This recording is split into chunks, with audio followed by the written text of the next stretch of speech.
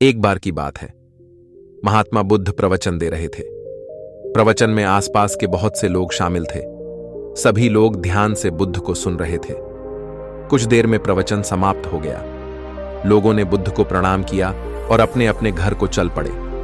पर एक युवक वहां पर बैठा रह गया। बुद्ध की नजर उस युवक पर पड़ी तो वे पूछ बैठे, क्या बात है वत्स, कोई जिज्ञासा है क्या?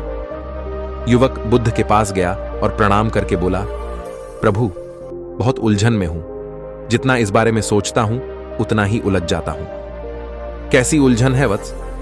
बुद्ध ने प्रश्न किया। युवक हाथ जोड़कर बोला, प्रभु, यह संसार कितना विशाल है। संसार में लाखों करोड़ों लोग निवास करते हैं। उनमें भी एक से बढ़कर एक विद्वान, कलाकार, योद्धा।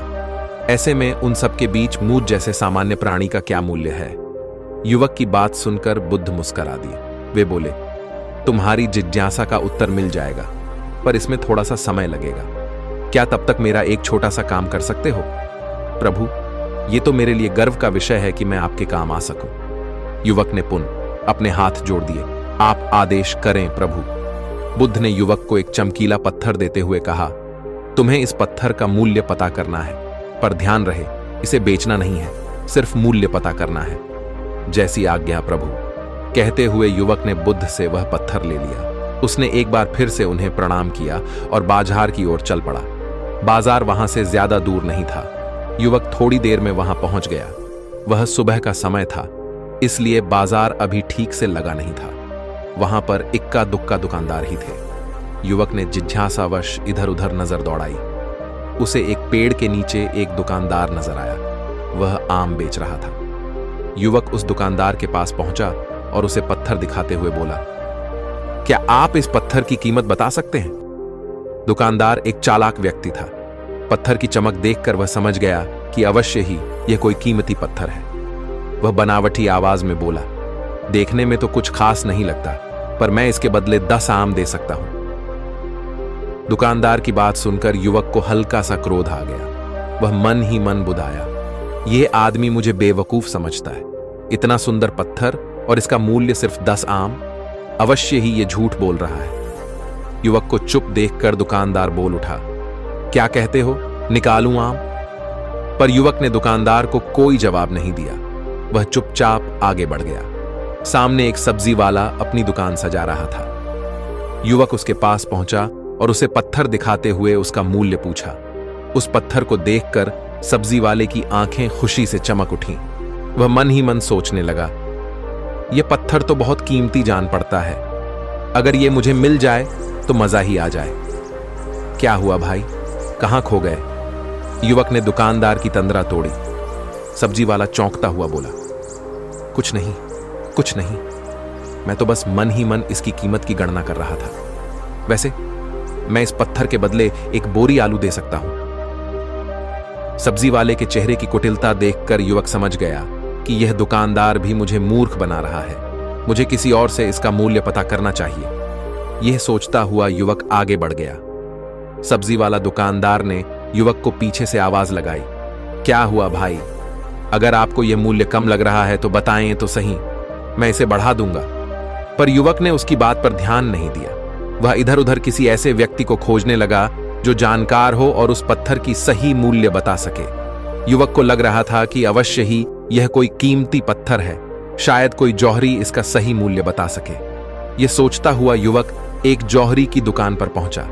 जौहरी अपनी दुकान को अभी खोल ही रहा था। उसने युवक को अपनी दुकान की ओर आते हुए दूर से देख लिया था। साथ ही उसने युवक का हुलिया देखकर यह भी भांप लिया था कि यह कोई गरीब व्यक्ति है जो संभवतः कोई गहना बेचने आया होगा। जौहरी ने हाथ जोड़कर युवक को नमस्कार किया और मुस्कुराकर पूछा, बताएं महोदय, मैं आपकी क्या सेवा कर सकता हूं? युवक ने बुद्ध का दिया पत्थर अपनी हथेली पर रख दिया और बोला, इसका मूल्य पता करना था। पत्थर को देखते ही जौहरी उसे पहचान गया कि यह बेशकीमती रूबी पत्थर है जो किस्मत वाले को मिलता है। वह बोला, पत्थर मुझे दे दो और मुझसे 01 लाख रुपए ले लो। कहते हुए जौहरी ने पत्थर लेने के लिए अपना दाहिनी हाथ बढ़ाया, पर तब तक युवक ने पत्थर को अपनी मुट्ठी में बंद कर लिया था। उसे पत्थर के मूल्य का अंदाजा हो गया था, इसलिए वह बुद्ध के पास जाने के लिए मुड़ गया। जौहरी ने उसे पीछे से आवाज लगाई, अरे रुको तो भाई, मैं इसके 50 लाख दे सकता हूं। युवक को वह पत्थर बेचना तो था नहीं, इसलिए वह रुका नहीं और दुकान के बाहर आ गया। पर जौहरी भी कम चालाक नहीं था।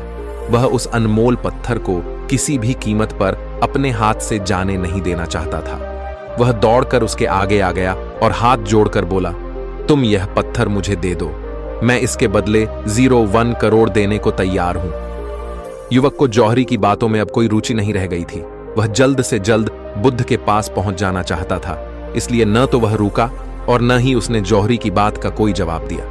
वह तेज तेज कदमों से बुद्ध के आश्रम की ओर चल पड़ा। जौहरी ने पीछे से आवाज लगाई, ये अत्यंत मूल्यवान पत्थर है, अनमोल है, तुम जितने पैसे कहोगे मैं दे दूंगा। यह सुनकर वह युवक परेशान हो गया। उसे लगा कि कहीं पत्थर के लालच में जौहरी उसे पकड़कर जबरदस्ती न करने लगे, इसलिए वह तेजी से आश्रम की ओर दौड़ पड़ा। युवक जब बुद्ध के पास पहुंचा तो वह बुरी तरह से हाँफ रहा था। उसे देखकर बुद्ध मुस्कुरा दिए, फिर भी उन्होंने अपने चेहरे से कुछ भी जाहिर नहीं होने दिया। वे बोले, क्या बात है वत्स, तुम कुछ डरे हुए से लग रहे हो। युवक ने बुद्ध को प्रणाम किया और सारी बात कह सुनाई। साथ ही उसने वह पत्थर भी उन्हें वापस कर दिया। बुद्ध बोले, आम वाले ने इसका मूल्य 10 आम बताया, आलू वाले ने 1 बोरी आलू और जौहरी ने बताया कि यह अनमोल है। इस पत्थर के गुण जिसने जितने समझे उसने इसका मूल्य उसी हिसाब ने लगाया। ऐसे ही यह जीवन है। प्रत्येक व्यक्ति खान से निकले हुए एक हीरे के समान है जिसे अब भी तराशा नहीं गया है। जैसे जैसे समय की धार व्यक्ति को तराशती जाती है, व्यक्ति की कीमत बढ़ती जाती है। यह दुनिया व्यक्ति को जितना पहचान पाती है उसे उतनी ही महत्ता देती है। कहते हुए बुद्ध एक क्षण के लिए रुके, फिर बोले, किंतु आदमी और हीरे में अंतर यह है, हीरे को कोई दूसरा तराशता है और व्यक्ति को अपने आप को स्वयं ही तराशना पड़ता है। और जिस दिन तुम अपने आप को तराश लोगे, तुम्हें भी तुम्हारा मूल्य बताने वाला कोई न कोई जौहरी मिल ही जाएगा।